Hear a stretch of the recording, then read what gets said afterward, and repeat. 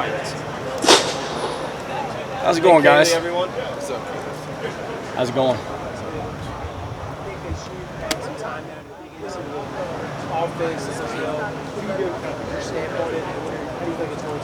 Yeah, I think everything, to answer your question, really it's not my stamp specifically. It's what suits the strength of the guys that we got. So I think we're in the discovery process through phase 2, and we get to work with them on the field, get an opportunity to see the different skill sets, the different routes, the different schemes that we could potentially deploy this year.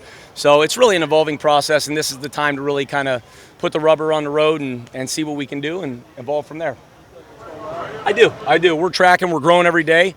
We're, learning. There's mistakes and trials and errors, and we're growing and improving and eliminating repeated mistakes. The guys have a great attitude. They're working their tails off, and I've been very pleased with everybody. Yeah, they love the position. They take a lot of pride in what they do. Yeah, they love football. What does the Nick Caley offense look like? Well, it depends on the players we got, and that's not a cop-out. That's the reality of it. So it can evolve, be willing to change and do whatever we need to do that's necessary based on who we have and who we're playing. Whether that's, again, you want to get big in terms of multiple personnel or not, gap schemes or zone schemes, committing to more play action or not, that's going to really be dependent on, what your personnel dictates and who you have available. So again, that's the great part about this year is we get to do a lot of different things and really put a lot of guys in different positions to run certain routes, some of them which some of these guys have never done anything, or certain routes that we have, and they might be just exclusively outside receivers that we're working inside and vice versa. So it's a good opportunity just to see what these guys can do. CJ said that he's going to have a little bit more on his plate at the quarterback position than maybe he'd had his first 2 years.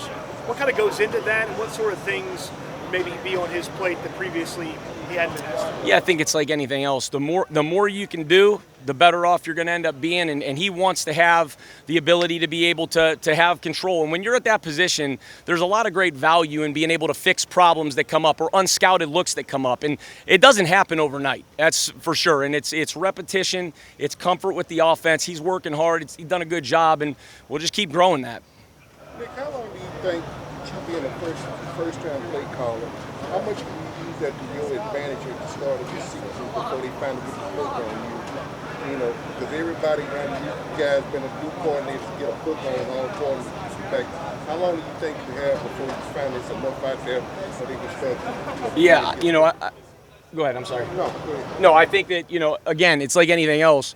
We're going to continue to build our scheme as we get into the season. The season's a long ways away from now. So all honestly we're focused on is trying to get better every single day, deploy the different schemes that we want to try to experiment with, see what fits us, and we'll see. I know this. We have a good staff. We have good players here. We have good guys that love football, and we're just trying to grow every day. I'm not worried about what's going to happen in September, honestly. I'm worried about just trying to get better every single day here. Nico said it's going to take time for the offense to completely gel together. Yep.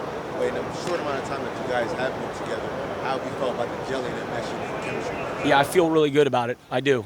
We've got great character in this locker room in general, both sides of the ball, the kicking game.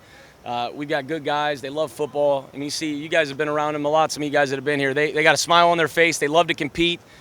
And that's what you want to be around, is competitive guys that find joy in what they do. We have a staff full of guys like that, starting with our head coach, trickling down. And that's what makes it, fun to come to work. I feel, we have a great group of guys. And we're getting, a lot of stuff done.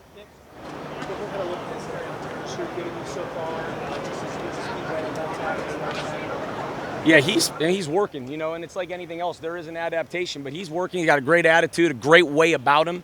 Just really trying to get with Cole, Zach, the offensive line, the vets, and trying to refine his skills and learn the techniques that may have been foreign to him, coming from Minnesota to here. But it's like anything else. He's doing a good job. He's working hard. What OTAs are you going to use?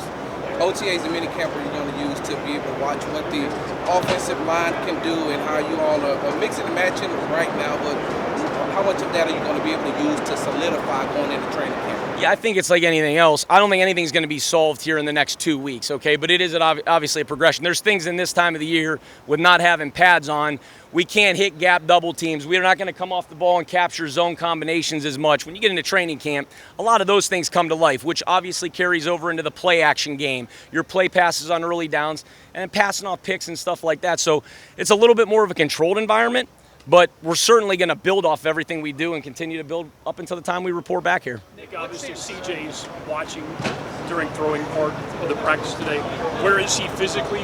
What are you asking of him right now? Yeah, he's locked in every step of the way. No concerns whatsoever. I know D'Amico's already hit on this. Everybody's got a specific routine relative to their own routine, specific to whatever, through whether it's football, whether it's athletic training, etc. And he's doing a great job, and he's out here and he's working. Nick, what stands out about Christian? He's a pro.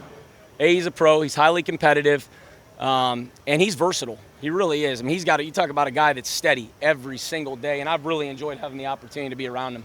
What's CJ able to take away when he's not under center during the throwing portions, and what is he missing out on during that Yeah, time? well, it starts in the film room. It starts in the meeting and the preparation, going into it and trying to prepare and learn the details and the nuances of everything we're doing. You get mental reps out here. I mean, being out here, he's involved in all the communication. He's tapped in. He's into it. So I've been very pleased when he's out here.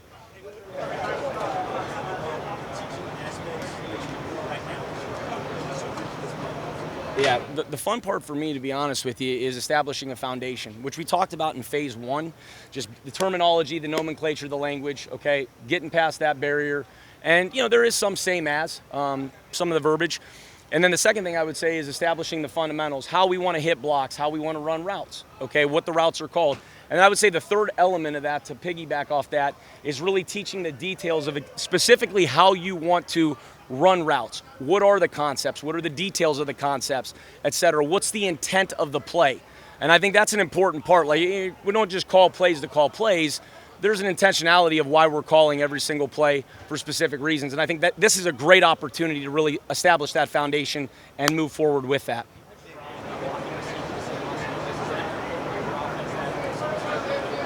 Yes. It's an extent. Everybody will block. We're going to be committed to that in the run game. That's part of who we are. That's toughness. That's physicality. I think that's a non-negotiable. Period. So. Nick, maybe you answer this. D'Amico consistently talks about looking for the right offensive lineman who has the right mindset.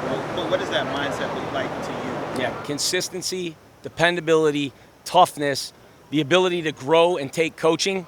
Those are the most important things. Because if you have guys that care, if you have guys that have capacity, which we do, okay, and you have guys that work hard and take coaching, you're going to move the needle and you're going to improve. Nick, you talked about adding more to the next role. Yep. How do you find that sweet spot of not adding too much more and Yeah, that's the job of us as coaches too, is to assess where we're at, and again, building it. There's not a rush to throw everything at it. There is a progression to how we teach everything that we do from start to finish, and we assess that as a staff and we move forward. Take a couple more, guys. What do they show you so far? What are some of the traits you see individually specifically? Yeah, I mean, they're competitive, they're versatile, they stay grounded through the catch.